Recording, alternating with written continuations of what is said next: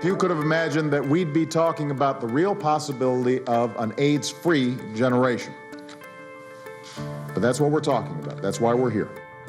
The goal of an AIDS-free generation may be ambitious, but it is possible. We have a historic opportunity to change the course of this pandemic and usher in an AIDS-free generation. We're standing today at the corner of Castro and Market Street in the city of San Francisco. This is also the heart of San Francisco's gay community and the neighborhood that was first impacted by the epidemic that we now call HIV/AIDS. Some of us focused on research, some of us focused on prevention education or policy decisions. Some of us marched and protested, worked on harassing the pharmaceutical industry to make new drugs available. Many of us stayed home and cared for our loved ones and roommates and neighbors who were dying. Those of us who lived through that time understand very well the importance of community and what it means to be part of a movement. If we mobilize the resources, if we make treatment available, we can in fact stop the disease. Not mitigate it, not manage it, but stop it. And that must continue to be our ultimate goal.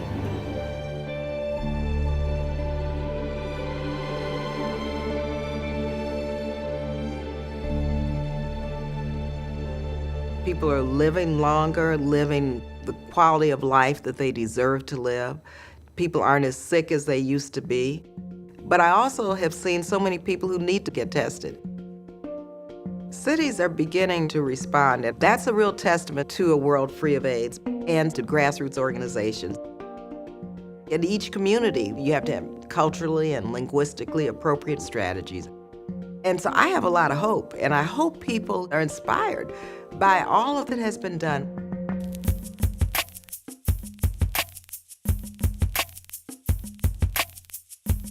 $97.9 The Box, I'm the Mad Hatter. What's up? You know it's going down again. Hip Hop for HIV 2012. You've seen them in the past. It's been huge every single year since 2007. Lil Wayne, Kelly Rowland, many more. How can you get hooked up?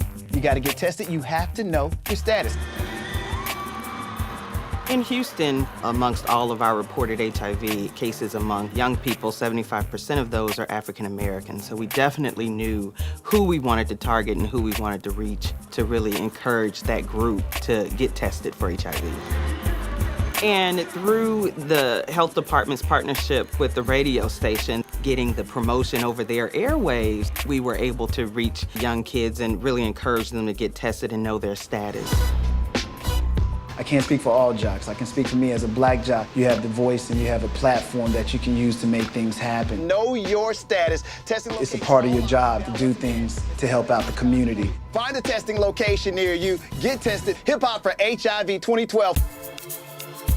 When I found that I was HIV negative, I was really relieved. But I think the beautiful thing about Hip Hop for HIV is you realize even if you are negative or positive, that life can go on. Thank y'all for coming out. I hope y'all Very enjoy nice the to meet show. you. Can't wait to see you perform. Thanks for knowing your status, man.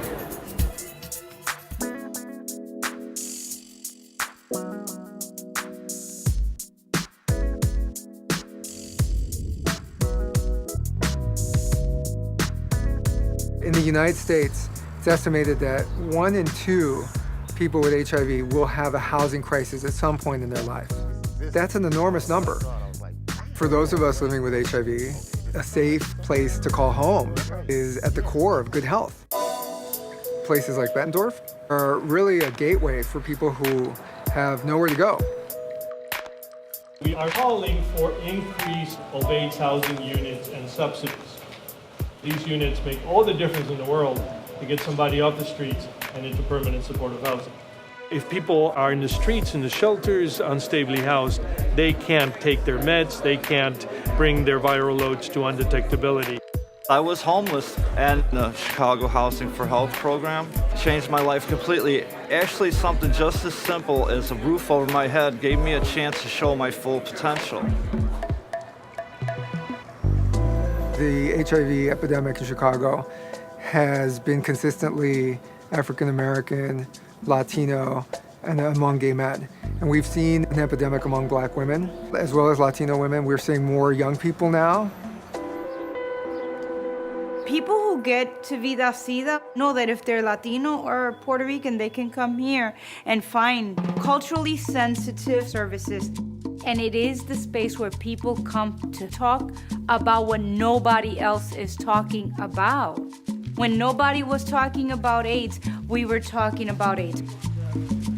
We make condom packets so we can do outreach, so we can send them out into the community. We decided that as a community we needed to confront the problem of homelessness among our youth and begin to create safe spaces in our community. Our goal is to continue to provide mentorship to LGBTQ Latino specific youth and HIV positive youth, to build our youth for the future of tomorrow. I just wanted to get informed and help educate people around my age how to protect themselves better and how to stand up to people who don't want to use protection.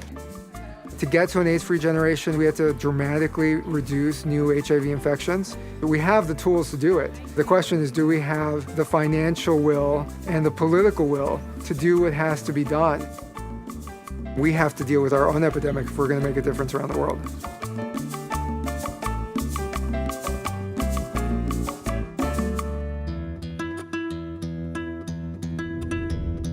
Some of the challenge in North Florida is because we're so isolated and we're so spread out.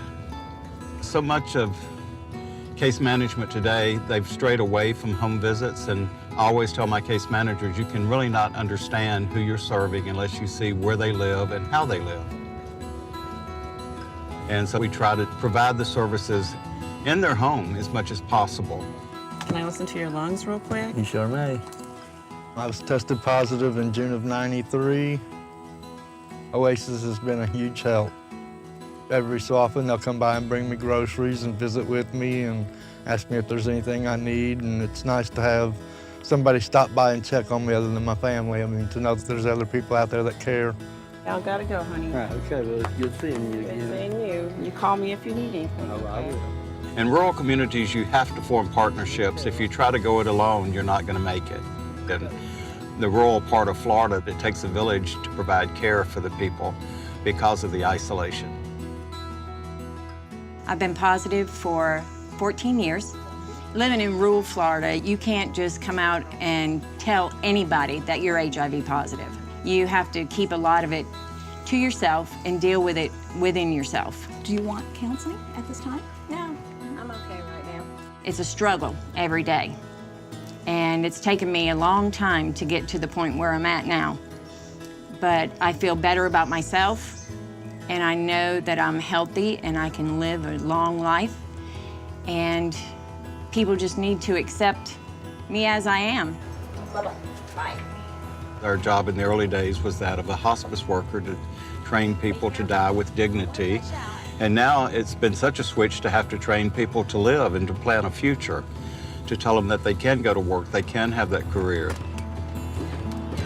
Hey, Miss Janice, how y'all doing? I was diagnosed in 1995, and I came to get services from Oasis, and they've helped me tremendously with my addiction. They referred me to services, and I've been clean for two and a half years. The food pantry has really been a blessing because I was only getting like $16 in food stamps. For 15 years of my journey, I have been trying to actually destroy myself, and had not I come into services here at Oasis, I would probably already be dead. And because of their love and compassion, I'm still here. And I'm grateful. This has got to be a public-private partnership, and we've got to have government, NGOs, civil society, and the business community, the corporate community involved if we're really going to rid the world of HIV and AIDS.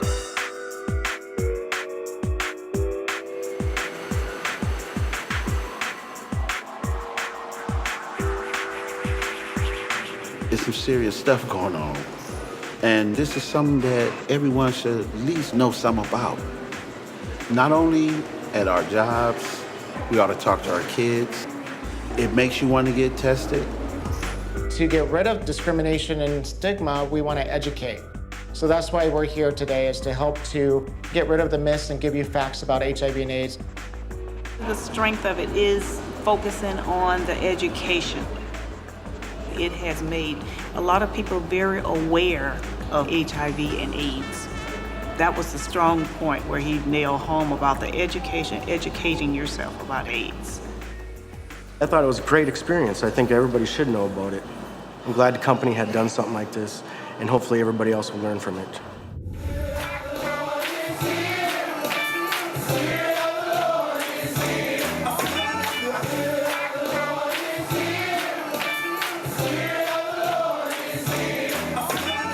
The Ark of Refuge was the first program to provide housing for African American and other women of color who were living with HIV and recovering from substance abuse. And same thing for trans women. The transgender ministry belongs to all of us. I travel a lot, replicating the work of City of Refuge.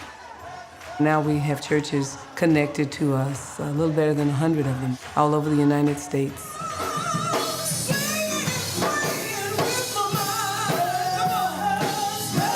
The faith community has stepped up to the plate, and we have many allies now.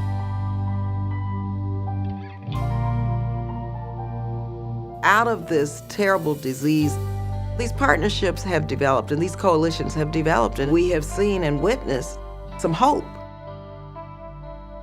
The worst plague of our lifetime brought out the best in humanity. The learning curve that we went through on HIV/AIDS was a brutal experience, but 30 years later, we've learned some very important lessons. But I think the central message that we've all had to learn from fighting back against HIV/AIDS, the most profound message, is that all of us across this planet, no matter how different we may appear to be on the surface, our lives are irrevocably linked. That's the message. We have to move forward together.